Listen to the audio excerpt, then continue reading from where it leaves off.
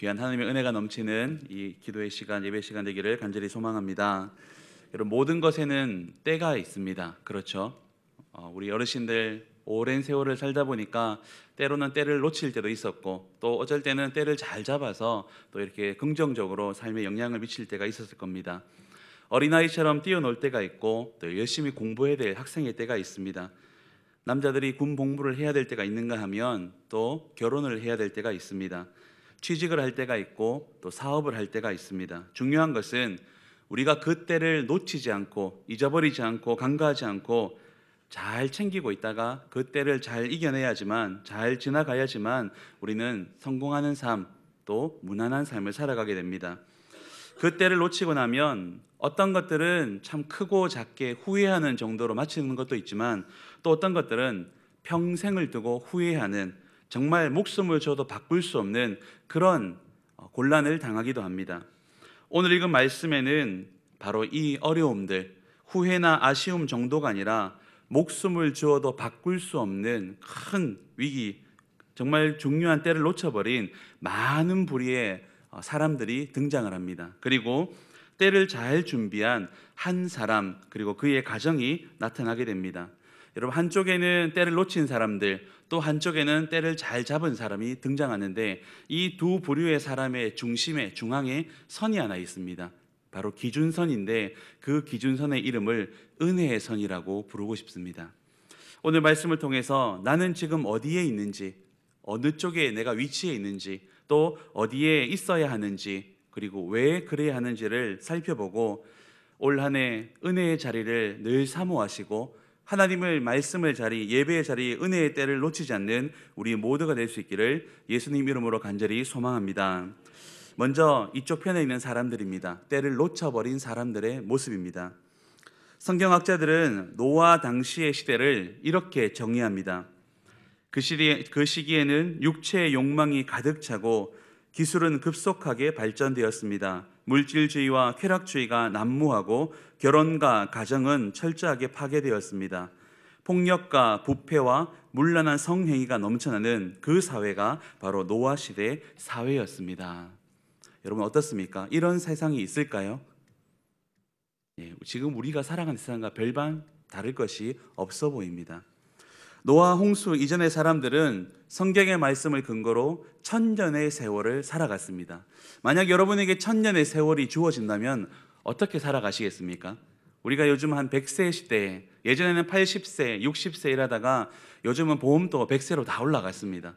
여러분, 보통 100세를 예상하면은 여러분 그 100세에 맞는 계획들을 세워나가시죠. 어느 날 갑자기 하나님이 다시 인간들의 수명을 1000년으로 늘려주신다면 여러분 어떻게 살아가시겠습니까? 믿음이 좋은 분들에게는 이 1000년의 기간은 정말 좋은 기간입니다. 기도를 해도 지금은 작정 기도를 100일 하지만 그런 시기가 되면 작정 기도를 100년을 할 수 있습니다. 할렐루야. 소망이 되십니까? 아마 전도 대상자들을 전도 다 해내고야 말 충분한 시간을 주어질 수 있습니다. 기도해도 깊이가 다르고 전도를 해도 대상이 달라지고, 아마 하고 싶은 것만큼 성경을 이제는 100독 정도 해야 많이 읽으셨다 하는데 1000년이면은 1000독은 해야 이제 어느 정도 반열에 올라가실 겁니다. 그런데 반대로 믿음이 없는 육신의 사람들에게는 이 1000년의 세월은 정말 죄를 골라가면서 지을 수 있는 충분한 시간을 제공합니다. 동일한 시간을 예배의 자리를 지켰던 사람들과 그렇지 못하고 죄악의 길을 선택한 그 사람들의 모습을 보면서 하나님이 그 시대를 이렇게 평가합니다. 바로 5절에서 7절 말씀인데 제가 읽어드리겠습니다. 여호와께서 사람의 죄악이 세상에 가득함과 그의 마음에 생각하는 모든 계획이 항상 악할 뿐임을 보시고 땅 위에 사람 지으셨음을 어떻게 하십니까? 한탄하십니다. 여러분, 오늘 중요한 얘기는 아니지만 여러분 기억해야 될 것이 하나 있는데, 여러분, 하나님은 때로 후회하십니다. 그런데요, 하나님이 후회하시면 사람의 후회랑은 급이 달라집니다. 우리는 후회하면 그냥 후회 정도로 마치지만 하나님이 후회하시면 우리가 오늘 보고 있는 이 말씀처럼 이 세상의 끝장이 나버립니다. 마태복음 24장에서는 하나님을 그 당시의 시대와 또 오고 오는 시대를 이렇게 정리하십니다. 노아의 때와 같이 인자의 임함도 그러하리라. 홍수 전에 노아가 방주에 들어가던 날까지 사람들이 먹고 마시고 장가들고 시집가고 있으면서 홍수가 나서 저희를 다 멸하기까지 깨닫지 못하였으니 인자가 임할 때도 이와 같으리라. 이 말은 지금 노아 홍수의 이 창세기 6장의 이 기록이 앞으로 우리가 살아가는 날 동안 혹시 우리가 경험하지 못하겠지만 언젠가 주님이 다시 오실 때 그날 경험하게 될, 그날 겪게 될 바로 이 땅의 마지막 날과 동일하다는 것입니다. 저는 성경학자들이 말하는 그 당시의 모습들과 마태복음이 말하는 지금 이 말씀으로 요약된 이 모습이 오늘 우리가 살아가는 이 시대와 너무나 닮아 보여서 걱정이 됩니다. 여러분 그렇지 않습니까? 앞서 말씀드린 대로 성문화가 완전히 개방이 되고 가정과 결혼은 파괴되어지고 사람들은 하나님이 아니라 다른 것을 향해서 전심전력 달려가고 있는 이 시대의 모습이 지금 우리가 살아가는 이 대한민국의 오늘의 모습과 무엇이 다릅니까? 악이 난무하고 모든 기준과 가치관이 무너져버린 시대, 누가 옳고 그르냐가 아니라 서로 다르기 때문에 다 인정해야 된다라는 시대를 우리는 살아갑니다. 각자 자기 생각에 옳은 대로 판단하고 행동하는 것이 진리가 되어버린 시대, 심지어는 진리가 무엇인지, 무엇이 옳고 그른지, 무엇이 정의인지에 관심 없이 그저 많은 사람들이 가는 곳을 따라다니는 것이 내가 잘 사는 것이다 라고 생각해서 사람들을 멍하니 따라다니는 그런 시대를 이 시대이고 바로 우리가 살아가는 시대라고 저는 생각합니다. 그래서 저는 제가 섬겼던 교회에서 주일학교를 섬길 때마다, 그리고 지금 진교교회 초등부에서도 동일한 구호를 외치고 있습니다. 혹시 이 자리에 우리 초등부 선생님들이 계신다면 아마 아실 겁니다. 아이들과 함께 이 시대를 본받지 말고 구별되어 살아가자라는 마음으로 로마서 12장 1절 2절의 말씀을 근거로 제가 이런 구호를 만들어 봤습니다. 제가 한번 선창할 테니까 한번 따라해 보십시오. 짧은 말이니까, 하지만 영어가 좀 섞여 있습니다. 놀래지 마시고 따라 하시면 됩니다. 제가 먼저 하겠습니다. 트렌드가 아니라 브랜드입니다. 다시 한번 하겠습니다. 트렌드가 아니라 브랜드입니다. 앞에 트렌드는 유행을 얘기하는 거고요. 브랜드는 뭐 명품이라고 보셔야 되겠지만 정말 가치 있는 이름이 되어주는 겁니다. 세상의 유행 따라, 트렌드 따라 이 사람이 이거 입으면 나도 따라 입고, 이 사람이 이거 하면 나도 따라 해야 되고, 저 집이 저걸 하면 나도 같이 해야 되고, 무엇인가 다른 사람들이 하는 것을 따라가야지만 안심이 되고 그것이 잘 산다고 생각되어지는, 멍하게 따라다니는 그런 삶이 아니라 내가 그냥 내 자리를 지키고 내가 무엇인가 하고 있을 때 사람들이 야, 저게 정말 진짜구나 라고 생각해서 따라오게 만드는 인생을 살자 해서 아이들에게 그렇게 외치고 있습니다. 참 잘 만들었죠? 네. 그런데요, 이렇게 외치는 이유가 무엇이냐면 우리 아이들은 죄송하지만 우리 부모 세대보다 더 험한 시대를 살아가기 때문에, 앞으로 우리 아이들이, 우리 자녀들이 우리 부모 세대의 나이가 되면 지금과는 비교할 수 없을 만큼 정말 어렵고 어둡고 힘들고 정말 타락해버린 세월을 살아갈 것이기 때문에 그들의 마음 가운데 이 하나를 심겨주고 싶습니다. 로마서 12장 1절 2절 말씀이 혹 기억이 나지 않더라도 이 구호라도 좀 생각나도록, 그래서 그들이 이 땅의 유행을 따라 그냥 멍하니 따라가는 아이들이 아니라 적어도 내가 가고 있는 믿음의 길이 진짜이기 때문에 내가 이 길을 걸어가고 있으면 하나님이 나를 인정해 주시고 사람들이 나를 보고 있다는 것을 기억하는 그런 아이들이 되었으면 좋겠고, 동일하게 우리 진교교회 성도님들이 그렇게 살아가시기를 소망합니다. 우리의 시대가 어디로 가는지는 알지 못한 채 그냥 남들이 그래 살아가니까 그 길을 간다고 멍하니 따라가는 그런 삶은 여러분 살아가지 마시길 바랍니다. 왜냐하면 그렇게 살아가는 사람들의 끝이 어떠한지를 창세기 6장은 분명하게 보여주고 있기 때문입니다. 조금 느리고 조금 바보 같고 조금 손해를 보더라도 하나님이 보여주신 길을 따라가시는 우리 모두가 되기를 소망합니다. 그 길이 바로 창조의 길이고 그것이 구원의 길이며 그것이 바로 생명의 길이기 때문입니다. 그것이 진짜입니다. 그러면 노아 시대 사람들처럼 우리 인생이 멸망을 향해 달려가는 멍한 인생이 아니라 노아처럼 하나님께 구별되어지고 은혜 받아서 하나님께 귀하게 쓰임받는 그런 인생들이 될 줄 믿습니다. 이 사람들의 모습을 보며 그냥 그러려니 하지 마시고 나는 혹시 그렇게 따라가는 것은 없는지 우리 스스로를 점검해보는 그런 귀한 말씀의 교훈이 있기를 소망합니다. 그러면 그때를 알고 준비하여 하나님께 쓰임받았던 노아는 어떻게 살아갔습니까? 9절의 말씀이 노아를 평가하는 한마디의 정의입니다. 9절을 한번 같이 읽어보도록 하겠습니다. 시작. 이것이 노아의 족본이라. 노아는 의인이요 당대의 완전한 자라. 그는 하나님과 동행하였으며. 여러분, 우리가 하나님께 듣고 싶은 칭찬 여기 다 있지 않습니까?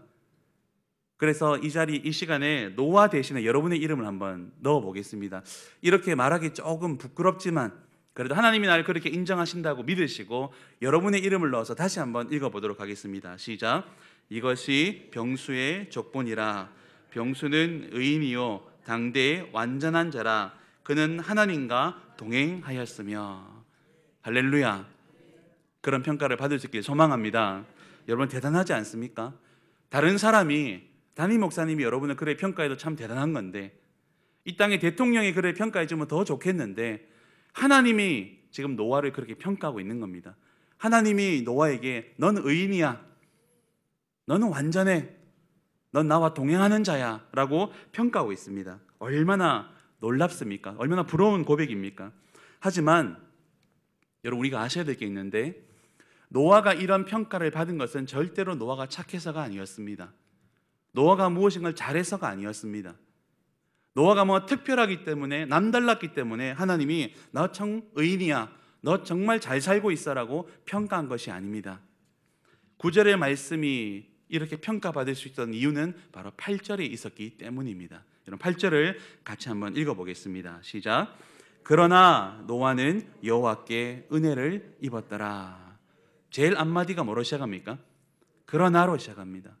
이 땅의 모든 사람이 죄를 향해 거침없이 달려가고 나의 뜻과 상관없이 달려가지만 그러나 노아는 달랐다. 왜냐하면 노아에게는 그러나의 은혜가 있었기 때문입니다. 세상 모든 사람을 보고 하나님은 한탄히 여기시고 후회하셨지만 이 한 사람 노아를 보면서 내가 마음이 다르게 생각되어진다. 만약 노아마저도 아니었다면, 내가 너에게 은혜 줄 그런 마음이 없었다면 이 땅은 노아의 홍수를 끝으로, 창세기 6장을 끝으로 더 이상 기록되지 않습니다. 하지만 노아에게 하나님은 은혜를 주셨습니다. 이유가 있습니다.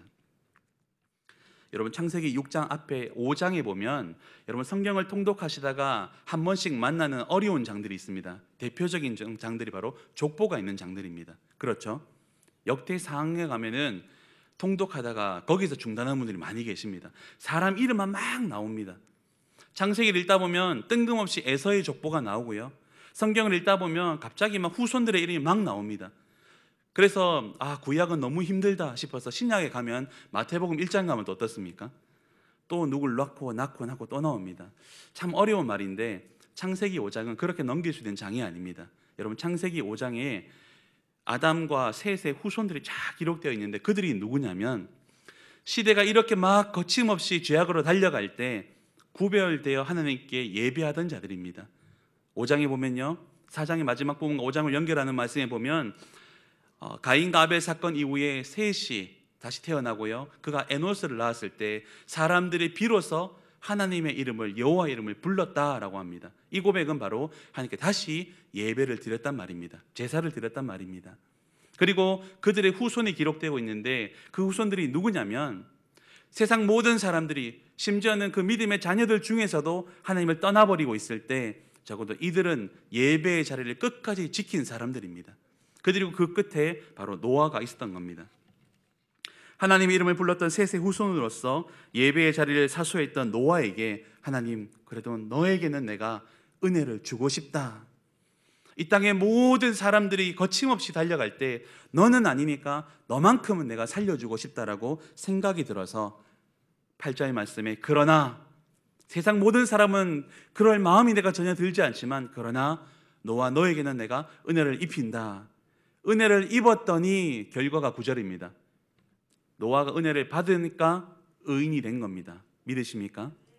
노아 잘난 거 아닙니다. 욥이 잘난 거 아닙니다. 다윗이 잘났던 거 아닙니다. 하나님께서 그를 의인으로 칭해 주신 겁니다. 왜요? 은혜를 베푸셨기 때문에.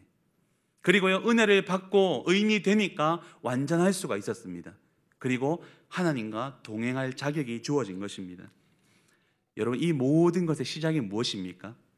우리는 9절의 노아를 보면 참 존경스럽고 닮고 싶어 하지만 그 시작은 8절에 나옵니다. 그것이 바로 그러나 하나님은 노아에게 은혜를 주셨다는 겁니다. 은혜가 무엇입니까? 여러분, 오늘 이 기도에 나온 이유가 무엇이죠? 갈 데가 없어서 TV에 재밌는 거 안 해가지고요, 안 오면 뭐라는 사람이 있어가지고 아닐 겁니다. 제가 알고 있는 한 믿음의 사람들이 이렇게 예배의 자리를 사모한 이유는 딱 한 가지입니다. 누구의 은혜를 받고 싶어서입니까? 하나님의 은혜입니다. 그러면 여러분, 하나님의 은혜가 뭔지는 알아야 되잖아요. 은혜가 뭡니까? 자꾸 질문에 죄송합니다. 주무실까 봐 자꾸 질문을 드립니다. 은혜가 뭐냐면 한번 따라해 보실까요? 무엇이라고 말할 수 없는 것, 그게 은혜입니다. 여러분, 내가 할 수 있는 걸 내가 하는 건 은혜입니까?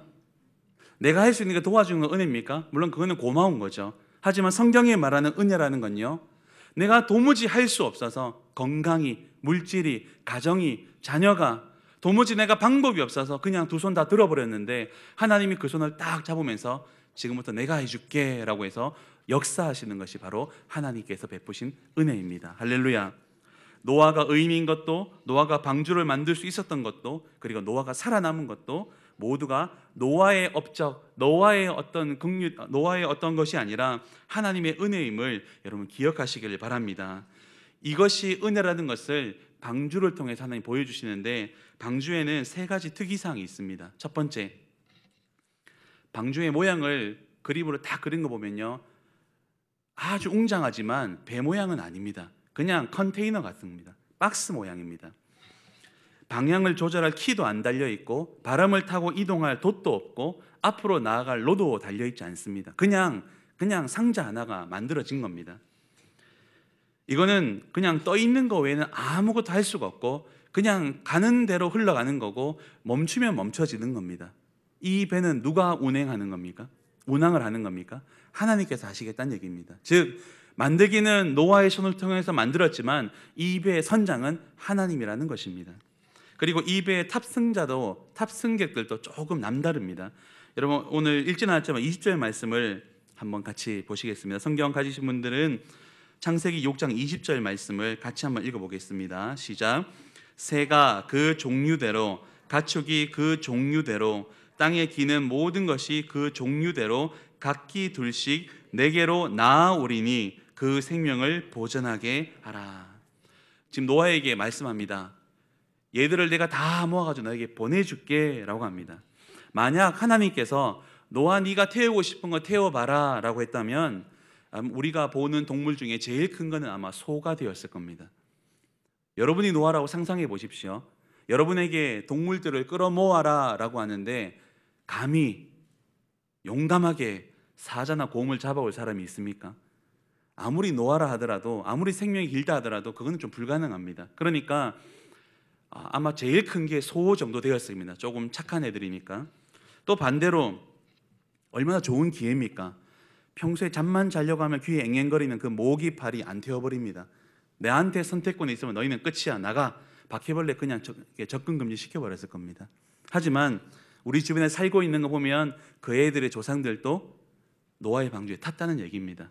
누가 태웠냐면 20절 말씀에 다 내가 너에게로 나 보내주겠다. 다 내가 보낼 테니까 너는 입구에서 그냥 표 끊고 들여보내주면 된다라는 것을 말하고 있습니다. 누가 태워질지, 어떤 애들이 탈지 노아가 아니라 하나님이 직접 선택하셔서 다 티켓팅 해준 겁니다.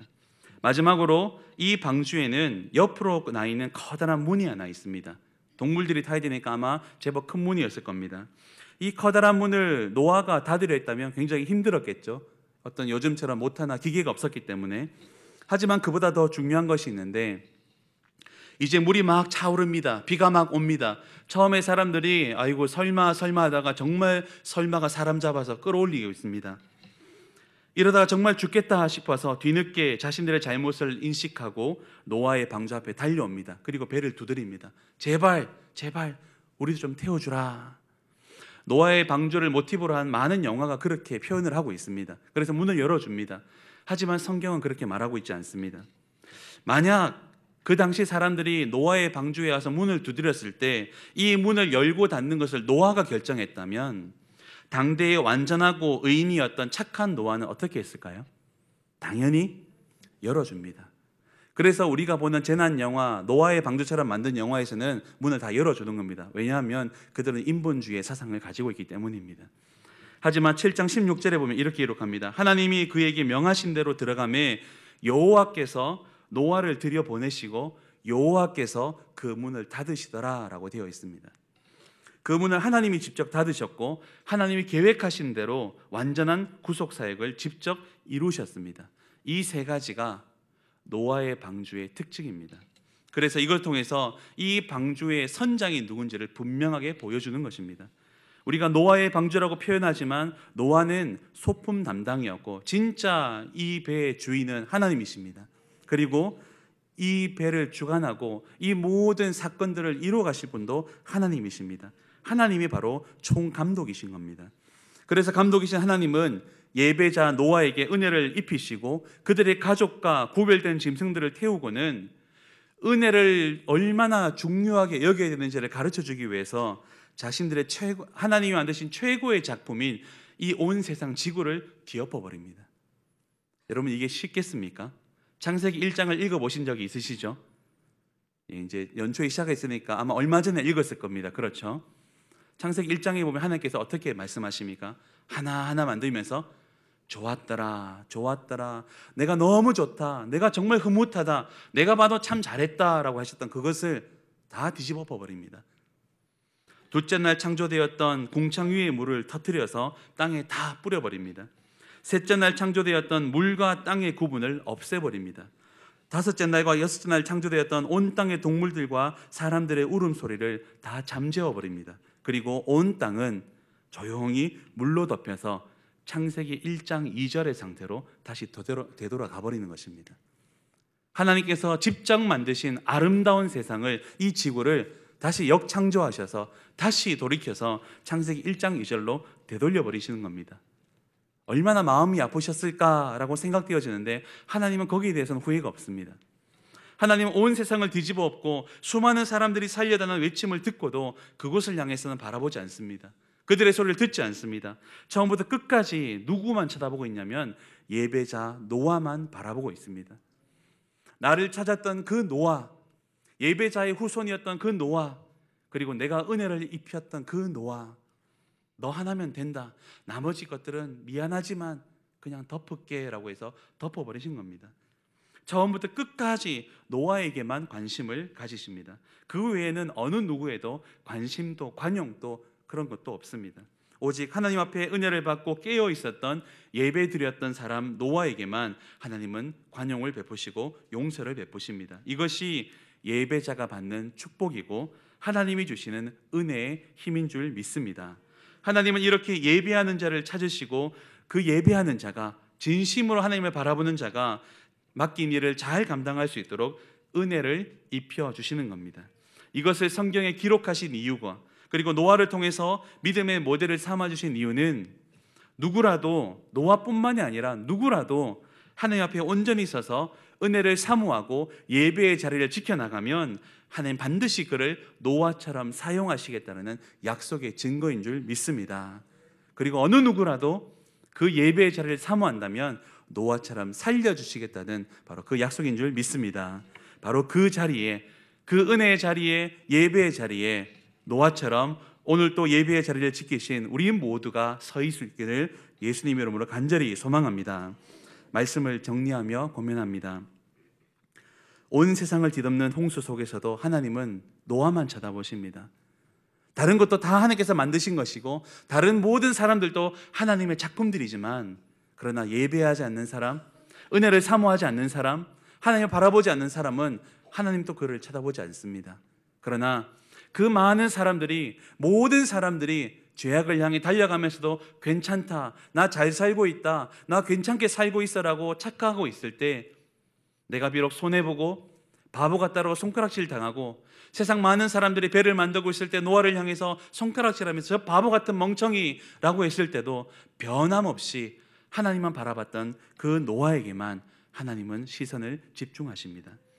예배 공동체를 위한 길이라면 하나님은 자신이 만들었던 최고의 작품이었던 이 지구도 뒤집어 엎어버릴 그런 각오를 하십니다. 저와 여러분이 하나님이 그토록 찾고 바라시는 노아와 같은 예배자가 되어서 오늘 말씀 8절에 그러나 노아가 받았던 그 하나님의 은혜를 우리 모두가 받을 수 있기를 간절히 소망합니다. 말도 안 되고 이해가 되지 않고 머리로 도무지 계산되지 않지만 세상 많은 사람들이 심지어는 가족들까지도 이런 멍청한 짓이 어딨냐라고 혹시 오해하고 착각하더라도 하나님이 하신 말씀을 생명처럼 여기고 끝까지 순종하는 믿음의 눈을 가진 예배자들이 되기를 소망합니다. 삶의 모든 순간에 하나님과 동행하며 세상과 철저히 구별되어지는 그런 예배자가 되기를 소망합니다. 그래서 어떤 경우에도 어떤 위기에서도 어떤 상황이 오더라도 가장 먼저 하나님을 찾고 가장 먼저 하나님께 무릎 꿇고 가장 먼저 하나님의 이름을 부르짖는 그런 예배자가 되어서 우리 모두가 하나님께 은혜 받을 수 있는 그런 귀하고 복된 성도, 하나님의 자녀, 그리고 우리 교회가 될 수 있기를 간절히 소망합니다. 이제 같이 한번 기도